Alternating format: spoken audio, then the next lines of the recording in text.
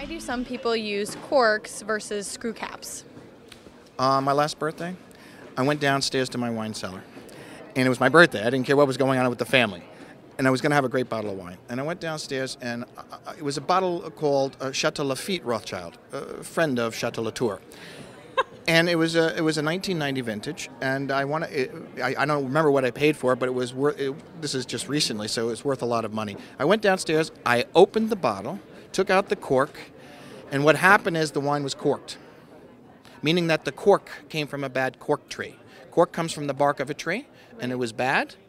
And that when they put the cork into the bottle, at that moment, the bottle's finished. Whether it's a $10 bottle of wine or a $10,000 bottle of wine. By the way, there's good news. I had another 10 cases of the wine downstairs, so I just went downstairs. I don't want people to feel bad for me about my losses. But in essence, that was a big loss. Thousands of dollars of loss, if you want to take a look at it, for that bottle of wine.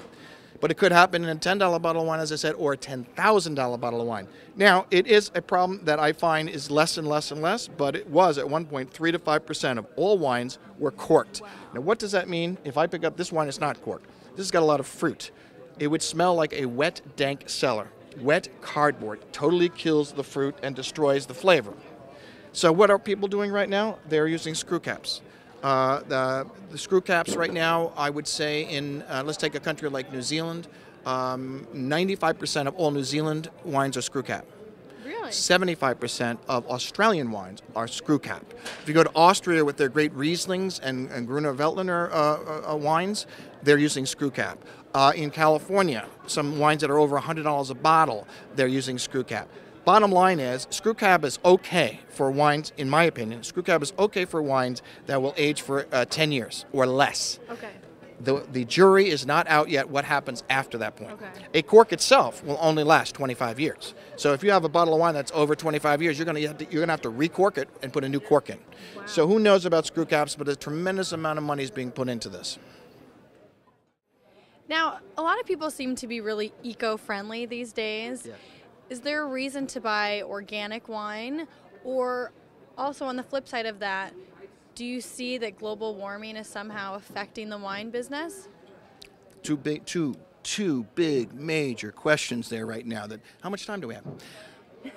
Right? First of all, I grow grapes. I have a vineyard that's organic. So I believe in organic. There's even one step beyond that called biodynamic. That has a lot to do with where you are, okay, and the kind of weather conditions you have.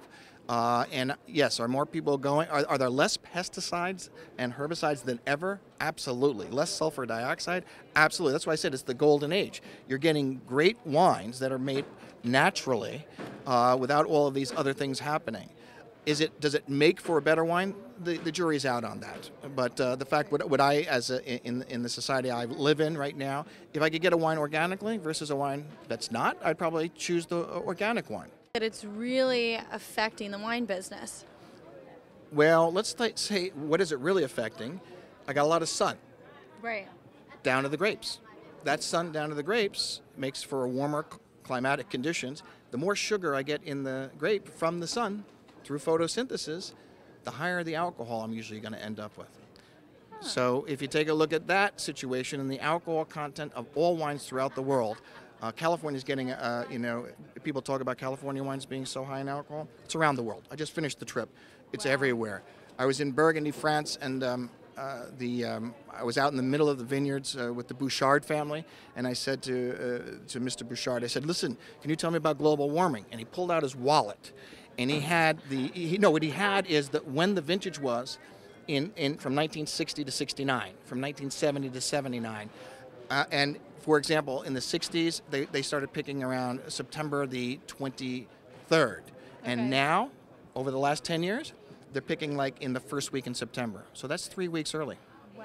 It's a big change. Okay, what about one last bottle of wine that everyone should try before they die? For me, and I can only speak for me. I can't speak for you. Right. My favorite wine, see, this is what the question I always say. Well, what's your favorite wine, Kevin? Well, first of all, it's red. Let's start with that, okay? Okay. I mean, everybody, you're white, I'm red. We're incompatible, but it's okay. It's okay. Then I'm going to go to a grape variety that I enjoy the most, and this is personal. It's Cabernet Sauvignon. This is just something that I enjoy. Third, I'm going to go to an area that produces Cabernet Sauvignon, one of the best areas in the world, which is called Bordeaux. It's located in France. Right. Fourth, I'm going to find a chateau, which is the highest level of Bordeaux, from a great vintage. And that's probably the wine I'm going to have. And if you want me to really narrow it down, is that what you want me to really narrow it down? My favorite wine is Chateau Latour. Okay. Latour, just like the name of the restaurant that we just showed you. Now, if someone wants to learn more about, wine and the book, is there a website that they can visit? The school, if anyone's interested in going to the school, we still teach it in New York City at the Marriott Marquis in the spring and in the fall, and it's windowswineschool.com. But you can just Google Kevin Zraly, as my mother does, to see what I'm doing, and you'll get to that site. I also have I work with a fellow named Robert Parker. I don't know if you ever heard of Robert Parker. He's a wine critic. He's this big guru. And if you go to erobertparker.com, you will see I've created a set of tests. It's a testing. It's like the SATs. Remember the SATs? You did really well, right? 800s, right? And everything. And so erobertparker.com, you can go to that site, and it's not available if you're not part of this eRobert Parker, but it will be. Awesome. Well, thank you so much for your time. Amanda, let's come on here. Want to drink some wine? You know what? This is the biggest problem we've had. We got to have a glass of wine. We have to toast we've answered every one of their questions that they've ever had in their entire life. You were great with the questions. I hope I was good with the answers. So a toast. Cheers. Cheers, everyone. Thanks for joining us at the New York Wine Expo. I'm Amanda Tice for CuisineInsight.com, and don't forget, drink responsibly.